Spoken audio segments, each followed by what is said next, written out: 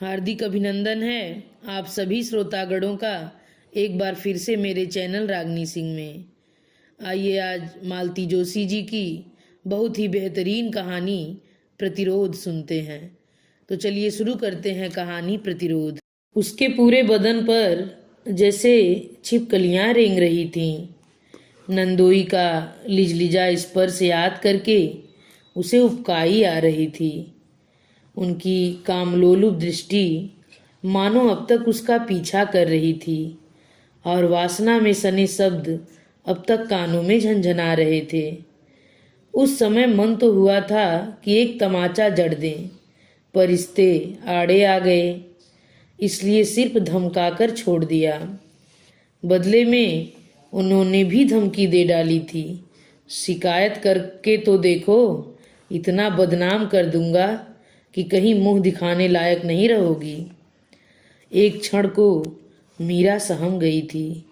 अभी तो शादी को कुल जमा 6 महीने ही हुए हैं और वह कैसे दुष्चक्र में फंस गई है।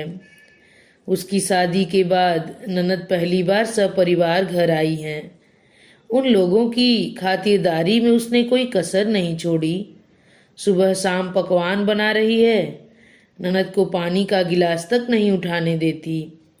अपनी अलमारी उसने दीदी के लिए खुली रख छोड़ी है, जो चाहे निकालें और पहने। बड़ी मन्नतों से पाए उसके बच्चे पर पूरी माया ममता लुटा रही है।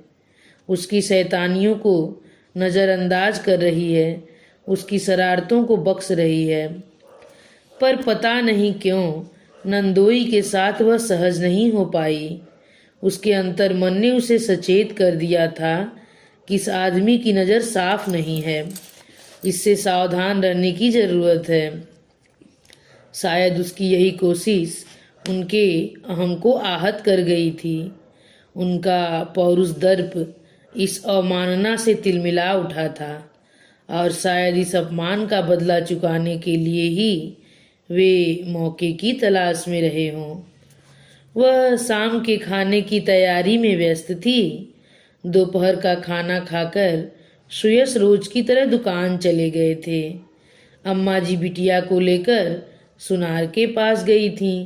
महरी भी काम निपटा कर जा चुकी थी। उसी समय उन्होंने रसोई की चौखट पर खड़े होकर आवाज दी, क्यों, एक कप चाय मिल सकेगी क्या? उसका जी धक से रह गया। पहली बार एहसास हुआ कि वह घर में बिल्कुल अकेली है। उसने हिम्मत जुटाकर कहा, आप बाहर चलकर बैठें, मैं वहीं ले आऊंगी।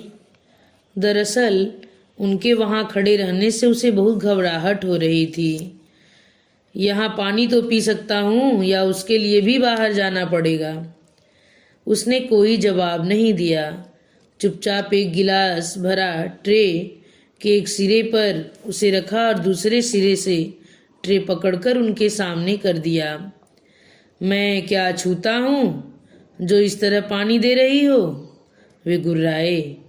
मीरा फिर भी चुप रही और चाय की तैयारी में जुट गई। वह बात बढ़ाना नहीं चाहती थी।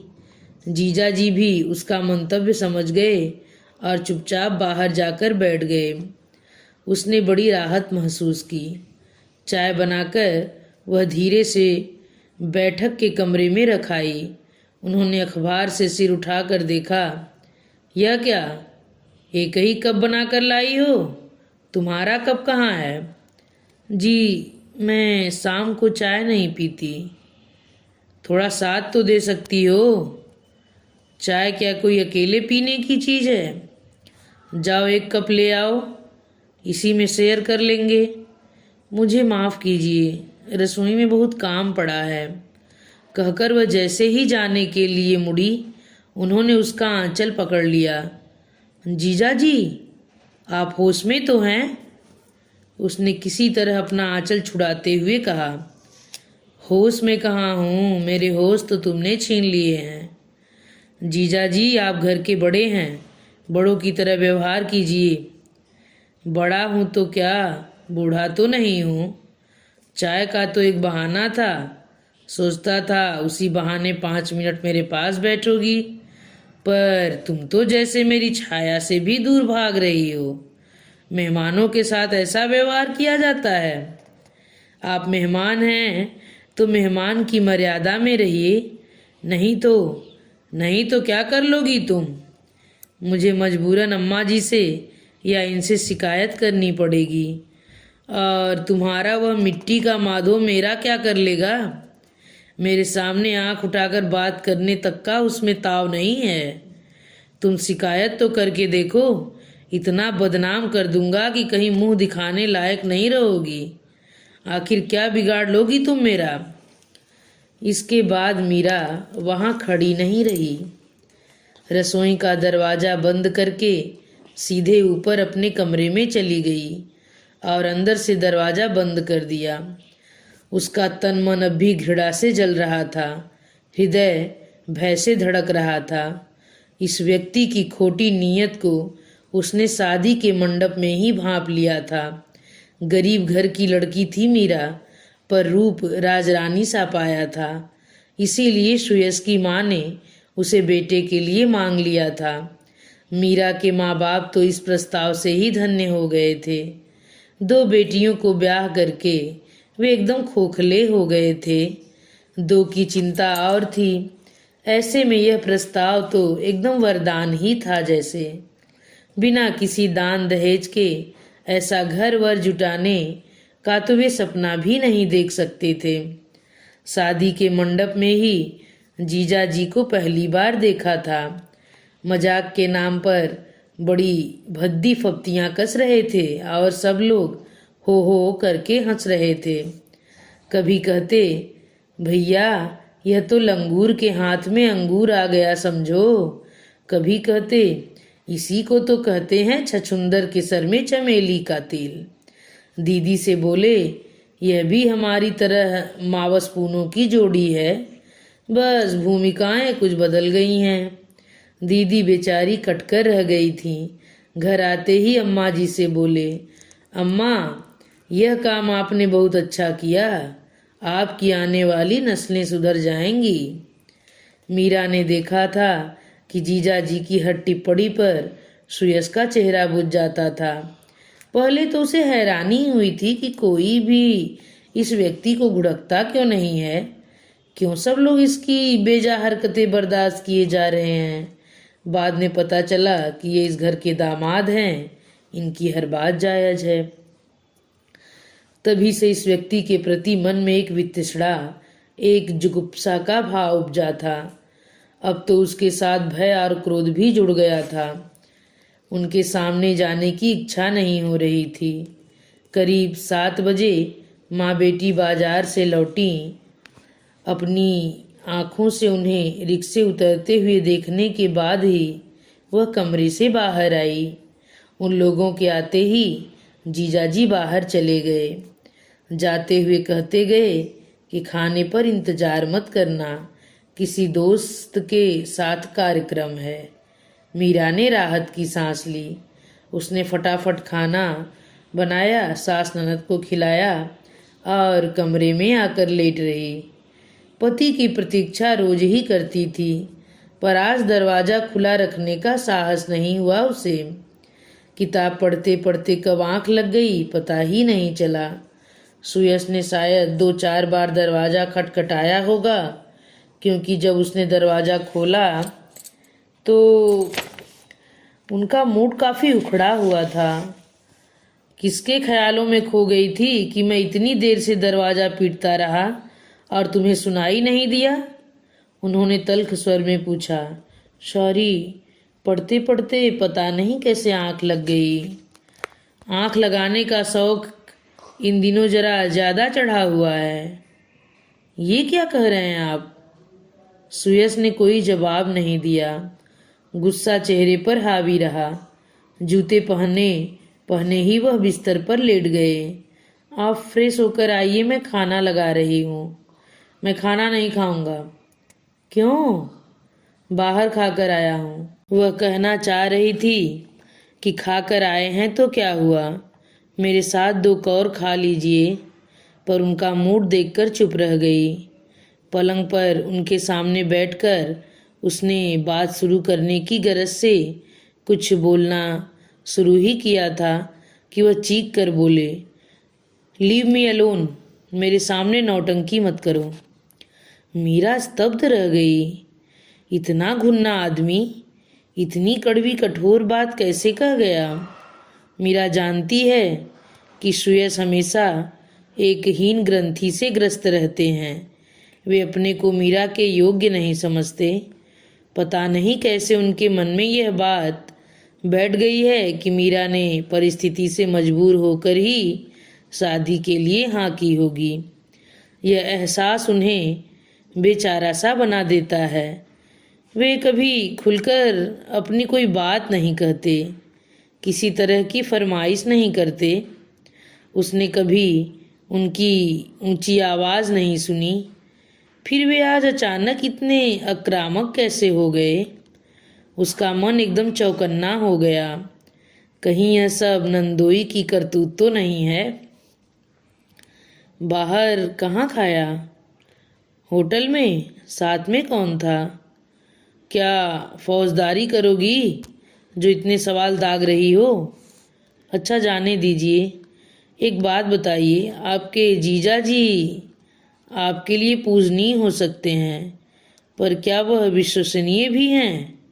सुयश एकदम चौंक कर उठ बैठे।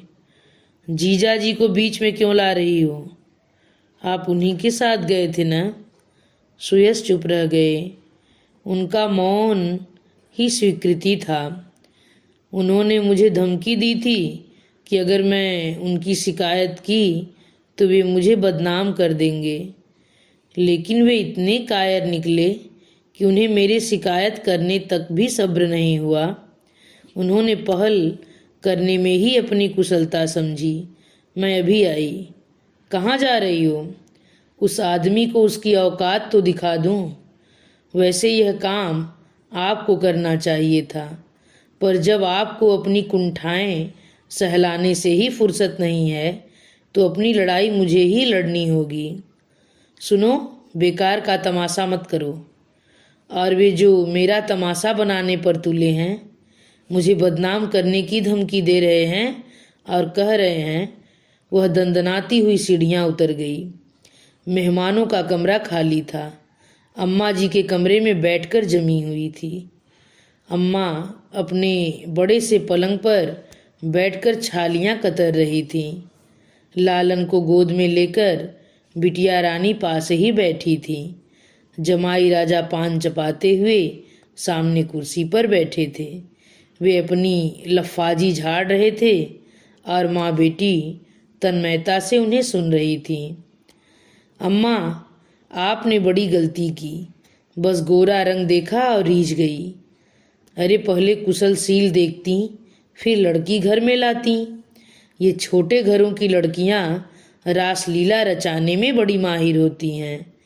वो तो आपके आशीर्वाद से मैं बच गया, वरना मैं तो ठगी गई बेटा। हीरा समझकर कांच उठा लाई। मुझे क्या पता था? अम्मा बोलते बोलते एकाएक रुक गई। उन्होंने दरवाजे पर खड़ी मीरा को देखा। कुछ देर को कमरे में सन्नाटा छा गया। सबकी नजरें अपनी ओर उठती देखकर मीरा मंथर गति से कमरे में चली आई और सास के पलंग के पास खड़ी हो गई। ये किसकी रासलीला का वर्णन हो रहा है जीजाजी? जरा हम भी तो सुनकर देखें। उसने स्पष्ट देखा कि सास और ननद ने घृणा से मुंह फेर लिया है और जीजाजी अपनी कुर्सी पर बैठे कसमसा रहे हैं। आपने बताया नहीं जीजाजी, किस रासलीला का बखान हो रहा था? सब तुम्हारी तरह बेशर्म नहीं होते समझी। तुम्हें करते लाज नहीं आई, पर वे बेचारे कहते भी झिझक रहे हैं। मीरा ने सास की टिप्पणी पर कोई ध्यान नहीं दिया। वह एकटक नंदोई को घूर रही थी। आखिरकार जब उसकी दृष्टि का ताप सहा न गया तो वे उठ खड़े हुए। अम्मा, मैं चलता हूँ। जिस तिस के मुंह लगने की मेरी आदत नहीं है। ऐसे कैसे चले जाएंगे जीजाजी? उसने लपक कर उनका हाथ पकड़ लिया और ननद की गोद में लेटे बेटे के सिर पर रखकर कहा, अब बोलिए जीजा जी, आप अम्मा जी को जो गाथा सुना रहे थे, क्या वह सच है? जीजा जी के माथे पर पसीना छलक आया। पिछले 3-4 दिनों से वे जिस स्पर्श के लिए लालायित थे, वह आज वज्र की तरह कठोर और अग्नि की तरह दाहक लग रहा था।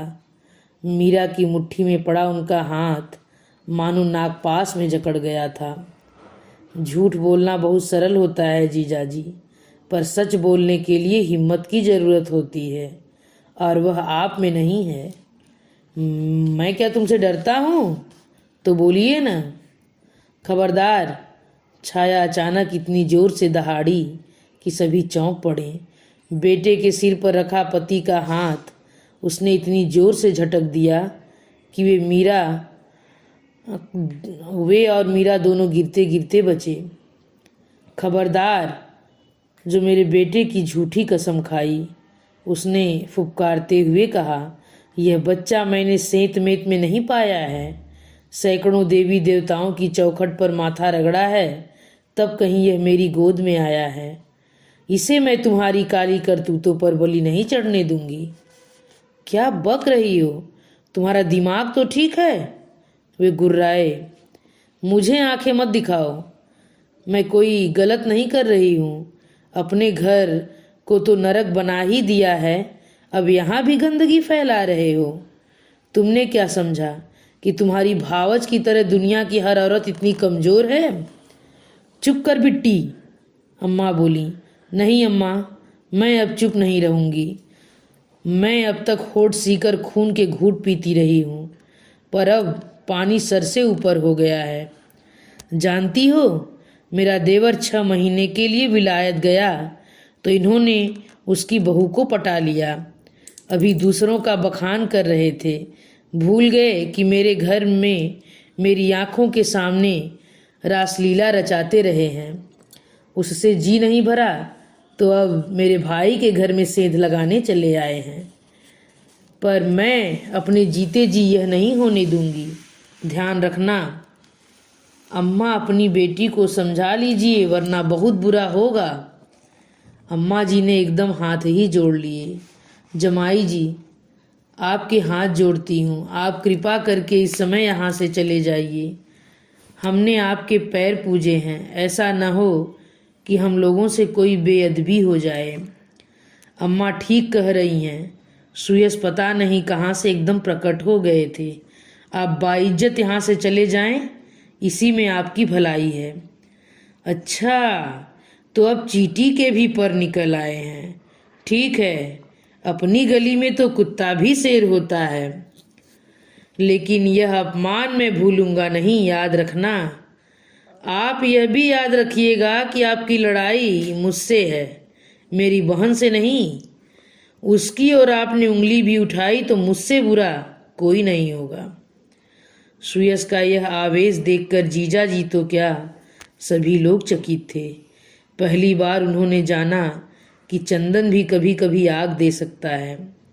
जीजा जी तो भीतर तक तिलमिला गए थे, पर अपना क्रोध पीने पर उन्हें मजबूर होना पड़ रहा था। वे पैर पटकते हुए दरवाजे तक गए, फिर पीछे मुड़कर दांत पीसते हुए पत्नी से बोले, अब चलोगी भी या कुछ और सुनना बाकी रह गया है? मैं अब उस नरक में लौटकर नहीं जाऊंगी। तो क्या यहाँ रहकर भाई भाभी की जूठन पर पलोगी? जूठन पर क्यों? सुयश ने कहा, यह घर उसका भी है, आधे की वह भी हकदार है, यहाँ मालकिन बनकर रहेगी। ठीक है, शौक से रहे, पर 4 दिन बाद रोते हुए मेरे पास आएगी तो मैं नहीं रखूंगा, कह देता हूँ। उनके जाते ही कमरे में एक भीषण सन्नाटा छा गया। केवल मेहमानों के कमरे से सामान के उठा पटक की आवाज़ आती रही। घटनाक्रम को देखकर मीरा तो जैसे पत्थर ही हो गई थी। उसकी बात तो हाशिए पर चली गई थी और एक नई समस्या सामने खड़ी हो गई थी। छाया एकाएक ज्वालामुखी की तरह फट पड़ी थी।